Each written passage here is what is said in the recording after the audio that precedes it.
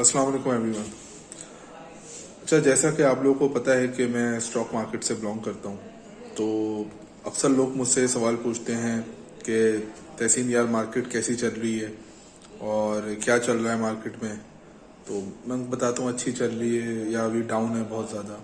कुछ लोग कहते हैं कि यार इकनॉमी के हालात तो बड़े वो ख़राब हैं और मुल्क की हालात पॉलिटिकल पॉइंट ऑफ व्यू से भी बहुत अनस्टेबल हैं।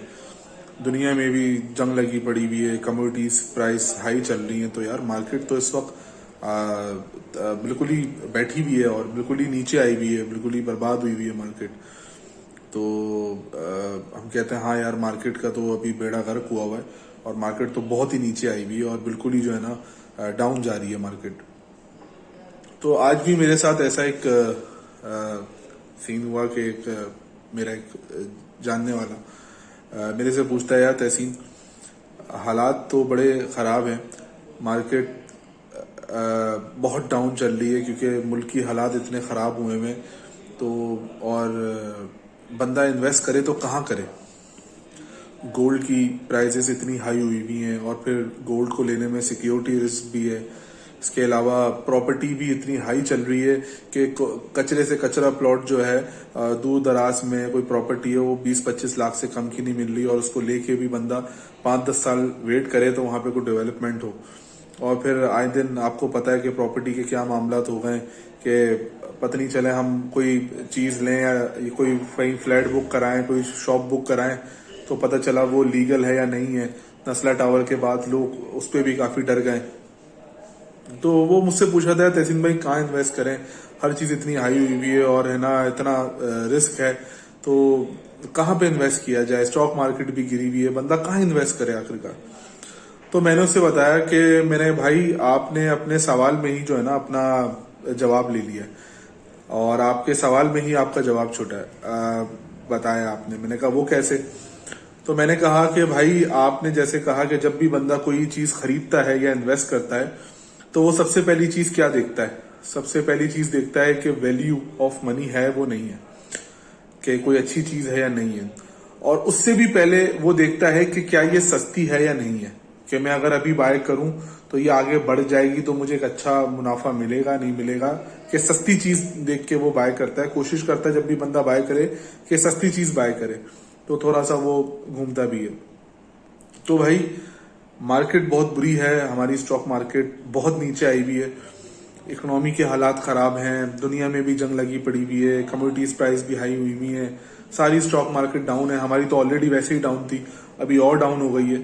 तो भाई सबसे सस्ती मार्केट तो स्टॉक मार्केट है अगर देखा जाए तो। अगर मार्केट के बड़े बुरे बुरे हालात हैं तो इसका मतलब है कि शेयर प्राइस डाउन हुए हैं, शेयर प्राइस नीचे आए हैं इस वक्त। जब हालात बुरे हैं और लोग कहते हैं यार स्टॉक मार्केट तो बिल्कुल ही नीचे आई हुई है, बर्बाद हुई हुई है बिल्कुल ही, और बहुत ज्यादा डाउन है, तो अगर देखा जाए तो डिस्काउंटेड रेट सस्ती हो गई मार्केट। एक चीज जो ऊपर मिल रही थी वो नीचे मिल रही है अब आपको। तो देखा जाए तो सबसे सस्ती चीज तो स्टॉक मार्केट ही हुई कि जहां पे इन्वेस्टमेंट की जा सकती है।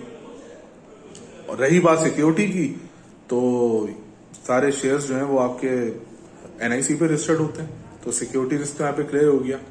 अब रही बात वैल्यू इन्वेस्टिंग की, तो बात यह है कि यहाँ पे इतनी बड़ी बड़ी कंपनीज हैं, 80% 550 ज्यादा से ज्यादा कंपनीज हैं इस स्टॉक मार्केट के अंदर हमारी पाकिस्तान की, और 80-70% जो कंपनीज हैं उनको आप और मैं और एक नॉर्मल इंसान जानता है ऑलमोस्ट, क्योंकि हम उसके कंज्यूमर रहते हैं, उसको उसके प्रोडक्ट यूज करते हैं, घर से निकलते हैं हमें उसकी 10 चीजें दिख रही होती हैं, तो हम उसको जानते हैं। फॉर एग्जाम्पल मैं एक एग्जाम्पल लेता हूं कि होंडा कार को हम लोग सब जानते हैं। होंडा कार होंडा सिविक बनाती है, होंडा की और भी गाड़ियां हैं, सिविक उसकी टॉप गाड़ियों में आती है, उसकी सेल्स बहुत ज्यादा है, अभी नया 20 का मॉडल आया है। तो अब होंडा कार का अगर हम बात करें तो एक वैल्यू इन्वेस्टिंग है, बड़ी कंपनी है और एक बड़ी कंपनी है, प्रॉफिट भी कमाती है और प्रॉफिट में भी है बहुत ज्यादा, इनकी सेल्स बढ़ रही हैं क्योंकि इनको कोई फर्क नहीं पड़ता। अगर गवर्नमेंट टैक्स बढ़ाती है तो ये अपने प्राइस हाई कर देते हैं, कमोडिटीज प्राइस अप होती हैं ये लोग अपने प्राइस हाई कर देते हैं, इन्फ्लेशन अप होती है ये लोग अपने प्राइस हाई कर देते हैं, जैसा कि आपने देखा गाड़ियां कहां से कहां पहुंच गई है, तो इनका प्रॉफिट मार्जिन में ज्यादा फर्क नहीं पड़ता, उनका वो सेम ही रहता है, क्योंकि ये लोग लॉस में नहीं होते, क्योंकि ये लोग अपनी प्राइस बढ़ा देते हैं, इंडस्ट्री अपनी प्राइस बढ़ा देती है। तो अगर मैं एक एग्जांपल दूं, ऐसी बहुत सारी एग्जांपल्स है मेरे पास, 550 कंपनी में से 500 कंपनीज की ऐसी एग्जांपल होगी, लेकिन मैं एक आपको दे रहा हूं। फॉर एग्जांपल होंडा कार है, एच कार उसका सिंबल है। तो होंडा कार का जो 5 साल का हाई है वो 900 रुपए का एक शेयर, होंडा कार का 5 साल का 900 रुपए का एक शेयर है। और इस वक्त मार्केट गिरी भी है, बहुत ही बर्बाद हुई भी है, बहुत नीचे आई हुई है मार्केट। ठीक है, इकोनॉमी के हालात बुरे हैं, हालात अच्छे नहीं है, मार्केट भी नीचे गिरी भी है। तो भाई होंडा कार का शेयर इस वक्त 200 से नीचे मिल रहा है। आज का रेट कुछ मेरे ख्याल से 190 192 है, और आज 18 मार्च है, 18 मार्च 2022। तो अभी इस वक्त जो है 200 से नीचे ये शेयर मिल रहा है होंडा कार का। अब बंदा इस प्राइस पे क्यों ना ले शेयर? अगर हम पिछले साल की बात करें, जून जुलाई की बात करें, तो ये शेयर 400 रुपए का था। अच्छा, पिछले साल जून जुलाई में कोई हमारा मुल्क ने इतना तरक्की तो नहीं किया था, हम तब भी कर्जों में डूबे हुए थे, IMF से हमारे मसले चल रहे थे, FATF में ग्रे लिस्ट में थे, पॉलिटिकल नॉइजेस तो चली, अनस्टेबिलिटी तो चली रही थी, लेकिन जब भी बुरे हाल थे, जब भी शेयर जो था वो 400 रुपए का था पिछले साल। 5 साल का हाई इसका 900 रुपए। तो अभी जब बीच में मार्केट इतनी खराब हुई, गिरी, और IMF से बड़े मामलात हमारे खराब हुए, पॉलिटिकल मामलात बड़े खराब हुए, और फिर दूसरी सबसे बड़ा यूक्रेन रशिया की जो जंग लग गई थी, तो सारी कमोडिटीज प्राइस हाई हो गई थी। तो एक मार्केट में एक बहुत बड़ा डिप आया और मार्केट बहुत गिरी। तो ये एच कार का शेयर भाई 200 रुपए पहुंच गया। अब 200 पे तो शेयर पहुंच गया, तो अब क्या लेना बनता है? नहीं बनता। ये आपको ऑल टाइम हाई से तकरीबन ये 80% 70-80% डिस्काउंट में मिल रहा है इस वक्त। और अगर सिर्फ पिछले साल की बात करें तो आपको ये ऑलमोस्ट 50% डिस्काउंट के अंदर मिल रहा है। तो भाई सस्ती चीज मिल रही है, लेनी चाहिए। होंडा कार को क्या फर्क पड़ता है किसी से? कारें तो बिक रही हैं, लोग खरीद रहे हैं, अभी नया मॉडल निकाला है वो भी हिट हो गया, तो यहां पे इन्वेस्टमेंट करना चाहिए।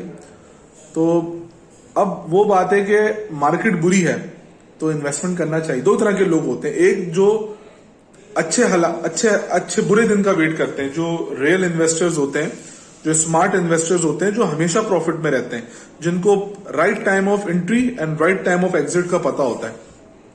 तो वो तो भाई बुरे हालात का वेट करते हैं। वो वेट करते हैं कि कब हमारे पॉलिटिकल हालात या अनस्टेबिलिटी आएगी, खराब होगी, मुल्की हालात खराब होंगे, या कोई ऐसी न्यूज आएगी जिसपे मार्केट गिरेगी। वो तो इस चीज का, या रिसेशन आएगा, तो वो तो इस चीज का वेट करते हैं कि मार्केट गिरेगी और हम इन्वेस्ट करेंगे, क्योंकि उनको चीजें सस्ती मिल रही हैं। जहां बाहर आप देखते हैं तो महंगाई है, हर चीज महंगी मिल रही है, पेट्रोल महंगा, घर महंगा, गोल्ड महंगा, क्योंकि जब हालात खराब होते हैं तो हर चीज महंगी हो जाती है। लेकिन स्टॉक सस्ता हो जाता है, बड़ी बड़ी कंपनीज के शेयर्स सस्ते हो जाते हैं। तो अब बंदा, जो हम जैसे इंडिविजुअल लोग हैं, वो कहते हैं नहीं यार मार्केट अभी बहुत गिरी हुई है, अभी तो इस मार्केट से हम दूर रहेंगे, अभी इन्वेस्टमेंट नहीं करेंगे। लेकिन मेरे भाई वही टाइम है इन्वेस्टमेंट करने का, क्योंकि चीजें सस्ती मिल रही हैं। दूसरे तरह के वो लोग होते हैं जो कहते हैं यार हालात अच्छे होने दो फिर इन्वेस्ट करेंगे। ठीक है, वेल एंड गुड, अच्छा आपका भी स्ट्रेटेजी है, हालात अच्छे होंगे फिर इन्वेस्ट करेंगे। तो मेरे भाई जब हालात अच्छे होंगे, इकोनॉमी भी बेहतर होगी, पॉलिटिकल मामला भी स्टेबल हो जाएंगे, दुनिया में भी हर चीज कूल डाउन चल रही होगी, तो भाई फिर ये रेट आपको ये वाले थोड़ी मिलेंगे। इन्वेस्ट तो कर सकते हो आप, लेकिन ये रेट थोड़ी मिलेंगे। हो सकता है ये एच कार आपको 400 रुपए का मिल रहा हो, 500 रुपए का मिल रहा हो। अच्छे हालात में तो रेट भी तो अच्छे हो जाएंगे, बढ़ जाएंगे। तो अब अकलमंदी क्या है? बुरे हालात में इन्वेस्ट करना है स्टॉक में। बुरे हालात में देखिए, जब बुरे हालात होते हैं तो बंदा जाहिर सी बात है इन्वेस्ट नहीं करता, कहीं बिजनेस नहीं करता, कोई शॉप नहीं लेता, कोई प्रॉपर्टी नहीं लेता, कोई ऐसा रेस्टोरेंट नहीं खोलता, या कोई ऐसा काम नहीं करता। ये कहता है यार हालात अभी अच्छे नहीं है, गवर्नमेंट इधर उधर हो रही है। लेकिन स्टॉक तो सबसे बेहतरीन चीज है, क्योंकि सस्ती हो रही है वो। हालात जब अच्छे होंगे तो स्टॉक ऊपर जाएगी, आपका फायदा होगा। तो अब दो तरह के लोग हैं, एक तो इन्वेस्टमेंट करने के लिए स्टॉक में बुरे हालात का वेट करते हैं, तो उनको चीजें सस्ती मिल जाती हैं, सस्ता शेयर मिल जाता है। होंडा कार का शेयर 900 का शेयर 200 में मिल रहा है आपको, जो नहीं ले बंदा भाई। कुछ लोग अच्छे हालात का वेट करते हैं, ठीक है, अच्छे हालात में फिर रेट ये 200 तो ही लेगा, क्योंकि स्टॉक मार्केट जो है वो जब आगे कुछ बुरा होने वाला होता है वो उसका इम्पैक्ट पहले से ही ले लेती है। हम लोगों को बाद में पता चलता है हाँ यार ये अब बुरा हुआ है, स्टॉक मार्केट पहले से उसको जज कर लेती है और उसका इम्पैक्ट ले लेती है।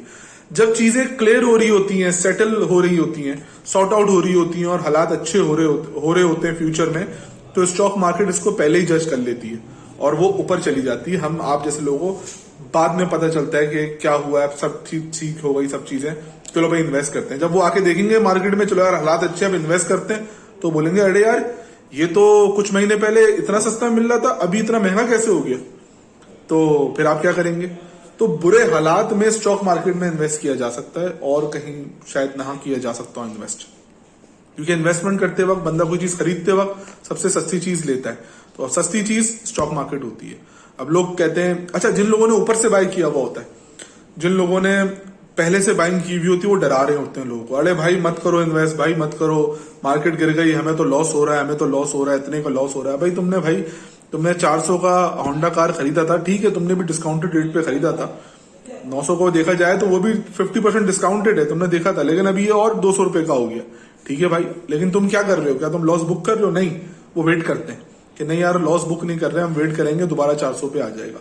तो भाई जब तुम वेट कर रहे हो और तुम्हें उम्मीद है ये दोबारा 400 पे आ जाएगा, तो किसी दूसरे को क्यों मना कर रहे हो इन्वेस्टमेंट करने से। कोई दूसरा बंदा 200 पे करेगा तो उसका तो प्रॉफिट होगा ना जब वो 400 पे आएगा। तुम्हारा भले ब्रेक इवन हो, उस दूसरे बंदे को तो प्रॉफिट होगा ना।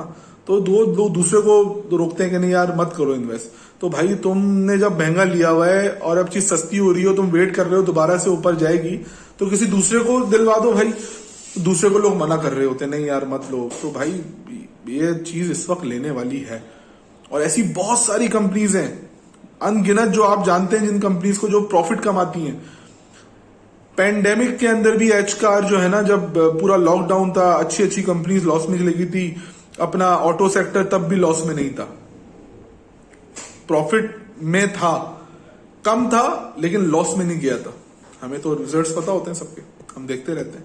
तो अब बात यही है कि भाई इन्वेस्टमेंट तो करनी है सबको। आजकल की इन्फ्लेशन से सिंगल सोर्स ऑफ इनकम से काम कैसे चलेगा। मल्टीपल सोर्स ऑफ इनकम हो, बल्कि जितने भी मल्टीपल सोर्स ऑफ इनकम हो कम है, इन्फ्लेशन बहुत है भाई, खर्चा बहुत है। इन्वेस्टमेंट करना है, क्या करें। बैंक में रखे रहने दे पैसे, बैंक में रखे रहने दो भाई। बैंक में क्या होगा, एटलीस्ट आप समझोगे यार आपका पैसा सेफ है, नंबर्स कम नहीं हो रहे, लेकिन देखा जाए तो उस पैसे की वैल्यू कम हो रही है। अगर आप उसको एनुअली इन्फ्लेशन रेट से माइनस करो तो आपका जो पोर्टफोलियो है, आपका जो अमाउंट है, कैश है, वो माइनस में चल रहा है, क्योंकि 10% से ज्यादा तो इन्फ्लेशन रेट है। तो अगर आपके पास 1 लाख रुपए बैंक में है, तो वो 1 साल बाद भी 1 लाख रुपए ही आपको होंगे आपके बैंक में। लेकिन उस 1 साल पहले उन 1 लाख रुपए से अगर 3 महीने की ग्रोसरी आ जाती थी, तो अब उन 1 लाख रुपए से 1 या 1.5 महीने की ग्रोसरी आएगी। तो वैल्यू डाउन हो गई, क्योंकि इन्फ्लेशन तो बढ़ रही है। तो इन्फ्लेशन को आप बीट नहीं कर सकते जब तक आप इन्वेस्टमेंट नहीं करो। और इन्वेस्टमेंट का मतलब होता है प्रॉपर इन्वेस्टमेंट, अच्छी ग्रोथ वैल्यू कंपनीज के अंदर। ऐसा नहीं कोई भी टिप दे दे, कोई भी बता दे, कर लो। रिसर्च करो कि भाई क्या है। फॉर एग्जाम्पल पीएसओ है, पाकिस्तान स्टेट ऑयल। इसकी एग्जाम्पल मैं इसलिए दे रहा हूँ क्योंकि भाई हमारे बाप दादा ने भी वहां से पेट्रोल डलवाया है, हमारे बच्चे भी डलवाएंगे। स्टेट ऑयल है पाकिस्तान का भाई, स्टेट कंपनी है, इंपोर्ट भी कराती है, लोगों को सप्लाई भी करती है, रिफाइन भी करती है, और पत्नी क्या करती है। तो उसका ऑल टाइम हाई 5 साल का हाई जो है उसका, वो 450 है। अभी कुछ टाइम पहले वो 250 का था, अभी 150 का हुआ है। ले लो भाई, खरीद लो, 150 का है। पीएसओ मिल रहा है, डिविडेंड भी देता है, बोनस भी देता है, और प्रॉफिट में भी रहता है। पेट्रोल लोग डलवाते भी है। अब जैसे भी हालात हो, जितना ही पेट्रोल महंगा हो, पेट्रोल तो लोग डलवाएंगे। तो भाई पीएसओ ले लो, 150 का है, 200 भी चले जाएगा तो अच्छा खासा फायदा हो जाएगा। 250 पे तो पिछले साल ही था, ओके आया था, तो पीएसओ ले सकते हैं। तो ऐसी बहुत सारी कंपनीज है भाई जिनमें आप इन्वेस्ट कर सकते हैं। तो ये मत कहें कि भाई हालात बड़े बुरे हैं, मार्केट बहुत बुरी है और हम लोग जो है ना वो इन्वेस्ट नहीं करेंगे।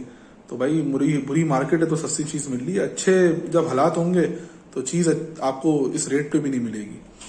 और दूसरी चीज ये है कि जिन लोगों को लॉस हो जाता है और जो लोग तरीके से डिसिप्लिन से काम नहीं करते, तो उनसे पूछिएगा कि क्या उन्होंने स्टॉप लॉस लगाया था अपनी बाइंग पर, क्या उन्होंने 2 रुपए नीचे, 3 रुपए नीचे, 5% नीचे, 3% नीचे स्टॉप लॉस लगाया था, यूज किया था स्टॉप लॉस? क्या उन्होंने रैशनलिंग बाइंग की थी, थोड़ी थोड़ी करके बाई की थी? क्या उन्होंने कुछ कैश छोड़ा था नीचे से एवरेज करने के लिए? उन्होंने ऐसा कुछ भी नहीं किया होगा। वो सिर्फ कहते हैं यार मार्केट बहुत बुरी है, लॉस हो गया, लॉस हो गया। भाई डिसिप्लिन हर चीज में जरूरी होता है। ऐसे पाकिस्तान में सबसे कामयाब तरीन बिजनेस कौन सा है? मेरे ख्याल से फूड बिजनेस है, बहुत चलता है फूड बिजनेस। लेकिन अगर आप देखें तो आए दिन हर 6 महीने बाद कितने फूड बिजनेस बंद हो जाते हैं। क्यों बंद हो जाते हैं भाई? रिस्क मैनेजमेंट नहीं, प्रॉपर वर्किंग नहीं, तो भाई अच्छे से अच्छा बिजनेस नहीं बनाता है। तो हर चीज के लिए रिस्क मैनेजमेंट और डिसिप्लिन जरूरी है, तो इसकी भी डिसिप्लिन है। ये हम सिखाते हैं भाई, हमारी वर्कशॉप्स होती हैं, फ्री में सिखा रहे हैं। क्या करें, लोगों को अवेयरनेस देनी है, लेकिन लोग यहाँ पे सिर्फ ट्रेडिंग करते हैं, इन्वेस्टमेंट करते हैं, लर्निंग किसी को नहीं करनी। तो लर्निंग करें ताकि प्रॉपर इन्वेस्टमेंट कर सकें। हम यहाँ ऑनलाइन भी क्लासेस लेते हैं, सिखाते भी हैं, फ्री सिखा रहे हैं भाई, कोई नहीं सिखा रहा फ्री, सब पैसे ले रहे हैं, जाके आप देखें। बल्कि कोई सिखा ही नहीं रहा, पहली बात तो ये, दूसरी चीजें सिखा रहे हैं, तो इसमें बहुत स्ट्रेंथ है। अच्छा, दूसरी चीज ये कि अब वो कहते हैं यार तहसीन भाई अभी हम 200 पे ले लें एच कार, एक का आया था सवाल मेरे पास जब मैंने उसको ये बात बोली थी कि 200 पे ले लें तो वो और नीचे आ जाए, फिर हम क्या करेंगे? मैंने कहा आने दो भाई। इसका डिसिप्लिन ये है कि अगर तुम्हें 500 शेयर्स खरीदने हैं तो 100 तो खरीद लो, पूरा मत खरीदो, 100 खरीद लो। अब 900 रुपए की चीज 200 रुपए पे आ गई, 100 शेयर्स तो खरीदना बनता है ना। आपको बॉटम तो नहीं पता, आपको फ्लोर पता है कहां तक जाके बाउंस बैक करेगा, ये कहां तक नीचे जा सकता है, आपको नहीं पता। तो आज जो आपको चीज पता नहीं है, लेकिन आप तो डिस्काउंट में ले रहे हो, लेकिन पूरा मत लो। अगर 500 ले रहे हो तो 100 तो ले लो भाई। अगर नीचे आ गया, नीचे की गुंजाइश खत्म हो गई है, इतना नीचे, कितना नीचे आएगा? गुंजाइश से थोड़ा बहुत हो सकता है 10-20 पैसे और नीचे आ जाए, 10-20 रुपए और नीचे आ जाए, 150 पे आ जाए, चलो क्या बड़ी बात है। मैं कहता हूँ चलो 150 पे आ जाए, लेकिन होंडा कार है यार, होंडा कार जब मार्केट अच्छी होगी चीजों की तो ऐसा बूम करेगा कि आपके हाथ में भी नहीं आएगा ये। तो 100 शेयर तो हो 200 रुपए पे। अगर नीचे आता है 100 और ले लो, 10 पे नीचे आए 100 और ले लो, और 10 रुपए नीचे आए 100 और ले लो। अगर नीचे नहीं आया, क्योंकि ऑलरेडी 80% डिस्काउंट पे मिल रहा है, अगर नीचे नहीं आया, ऊपर चला गया, 100 शेयर तो है एटलीस्ट हमारे पास, 100 शेयर तो है, वो तो प्रॉफिट दे देंगे। तो डिसिप्लिन यूज करें। ये नहीं कह रहा कि अगर 200 का मिल रहा है तो आप सारा एक साथ खरीद लें, तो डिसिप्लिन होता है। हाँ ठीक है, नीचे की गुंजाइश हो सकती है, हालात अभी और खराब हो सकते हैं, ठीक है, हालात अभी और खराब हो सकते हैं, कुछ भी हो सकता है, गवर्नमेंट मार्केट और नीचे आ सकती है, बिल्कुल आ सकती है। तो क्या करें भाई, कितनी नीचे आएगी आपको पता है? मुझे पता है, किसी को नहीं पता कितनी नीचे आएगी। हम तो ये देख रहे हैं कि भाई होंडा कार का शेयर या सीमेंट के बड़े बड़े share, DGKC, Lucky Cement, Maple Leaf, National Foods, PSO, पता नहीं और कौन कौन से बड़े बड़े टेक्सटाइल्स, तो ये सारे भाई डिस्काउंटेड रेट पे मिलने, 50% डिस्काउंट, 60% डिस्काउंट। तो आप ले लो भाई, अगर थोड़े से ले लो, ऊपर जाएंगे। कंपनी तो अच्छी है, बिजनेस कमा रही है, एक्सपोर्ट हमारी इतनी आईटी की है और टेक्सटाइल की हमारी कितनी बेहतरीन एक्सपोर्ट हो रही है, तो ऊपर जाएंगे तो इनके साथ हमारे आपकी इन्वेस्टमेंट भी ऊपर जाएगी। नीचे आएंगे थोड़े से और बाय कर लो, रैशनलिंग बाइंग करनी है। वैल्यू स्टॉक्स जो होते हैं, जो अच्छे डिविडेंड वाले स्टॉक्स होते हैं, उनमें आप रैशनलिंग बाइंग करते हैं थोड़ा थोड़ा। मार्केट अच्छी होगी तो आपके शेयर्स ऊपर जाएंगे। अगर आप अच्छी मार्केट का वेट करेंगे तो इन रेटों पे चीज नहीं मिलेगी, फिर ऊपर से चीज लेनी पड़ेगी, फिर रिस्क फैक्टर भी बढ़ जाता है और प्रॉफिट मार्जिन भी आपका कम हो जाता है। तो बहरहाल हम लोगों ने एक पोर्टफोलियो डिजाइन किया हुआ है, 15 कंपनीज का पोर्टफोलियो है, बड़ी मेहनत और रिसर्च करके हमारी टीम ने वो डिसाइड किया है। तो वो 15 कंपनीज का पोर्टफोलियो है और उनका जो पोर्टफोलियो उसके अंदर जो कंपनीज हैं वो एक तो ग्रोथ कंपनीज हैं, सारी बेहतरीन अच्छी कंपनीज हैं, गुड फंडामेंटल्स उनके बड़े अच्छे हैं, ग्रोथ देती हैं, डिविडेंड देती हैं, और सबसे बड़ी बात वो डिस्काउंटेड में मिल रहे हैं, 50 to 60% डिस्काउंट पे मिल रहा है वो माल। तो अच्छे शेयर प्राइस हैं, ग्रोथ कंपनी, उन सबको आप जानते हैं, तो उस पर मिल रहा है, उन पर हम एक पोर्टफोलियो बनाएंगे, बाइंग करेंगे। तो अगर आपको अपना पोर्टफोलियो बनाना है तो हमें अपना अमाउंट बताइए कि कितनी इन्वेस्टमेंट आप करना चाह रहे हैं और आपका होल्डिंग पीरियड कितना है। मैं कहता हूँ स्टॉक मार्केट में जो सब चीजें मिल रही हैं एटलीस्ट 6 to 12 मंथ आपका होल्डिंग पीरियड होना चाहिए, जिसमें रिटर्न जो एक्सपेक्टेड है वो 70 to 100% रिटर्न एक्सपेक्टेड है 6 to 12 मंथ के अंदर। 12 मंथ समझे, एक साल इन्वेस्टमेंट है तकरीबन। जब प्लॉट लेके बंदा 5 साल वेट कर सकता है, तो यहाँ पे बंदा 1 साल क्यों नहीं वेट कर सकता। तो हालात अच्छे होंगे तो चीजें सब अच्छी होंगी, और जिन्होंने ऊपर से लिया हुआ है वो थोड़ा वेट करें, और जिन्होंने ऊपर से थोड़ा सा लिया है थोड़ा सा और ले लें। तो हर चीज की एक स्ट्रेटेजी होती है, एक डिसिप्लिन होता है, लोग अक्सर नहीं पता होता डिसिप्लिन, लोग भर के ले लेते हैं, बाइंग कर लेते हैं। तो फोमो नहीं होना है, फेयर ऑफ मिसिंग आउट, हर चीज नीचे मिल जाती है। तो बहरहाल ये मेरी एक आप लोगों से एक छोटी सी वो थी, और इसको आप फॉलो करें और इन्वेस्टमेंट करें। जरूरी इन्वेस्टमेंट करना। अगर और कोई ऑप्शन है आपके पास सस्ता, इस मार्केट से सस्ता ऑप्शन इन्वेस्टमेंट के लिए, तो मुझे जरूर बताइएगा, मैं भी उसमें करूंगा। मुझे नहीं लगता कोई ऑप्शन है जो रिस्क फ्री है। और हाँ, बैंक में पैसा रखा हुआ है तो वो तो नीचे ही गिर रहा है, तो बंदा इन्वेस्टमेंट कर ले, क्या पता प्रॉफिट हो जाए। और लॉस तो होगा ही नहीं, क्योंकि हम लॉस बुक ही नहीं करेंगे, क्योंकि हमने तो अच्छी कंपनी ली भी है। हम तो अच्छे हालात का वेट करेंगे। अच्छे हालात का वेट इन्वेस्टमेंट के वक्त क्यों करें, सेलिंग के वक्त करेंगे। जब अच्छे हालात होंगे तब हम बेचेंगे। जो लोग अभी बाय कर रहे हैं, जो लोग हमेशा प्रॉफिट में रहते हैं, जो स्मार्ट इन्वेस्टर होंगे, जब मार्केट अच्छी हो जाएगी ना, वो माल बेच रहे होंगे। और हम जैसे इंडिविजुअल लोग बेचारे, जिनको कुछ नहीं पता होता, वो अच्छे हालात का वेट कर रहे होते हैं, वो उस वक्त खरीद रहे होंगे कि यार अब तो मार्केट बहुत अच्छी चल रही है यार, खरीदो खरीदो।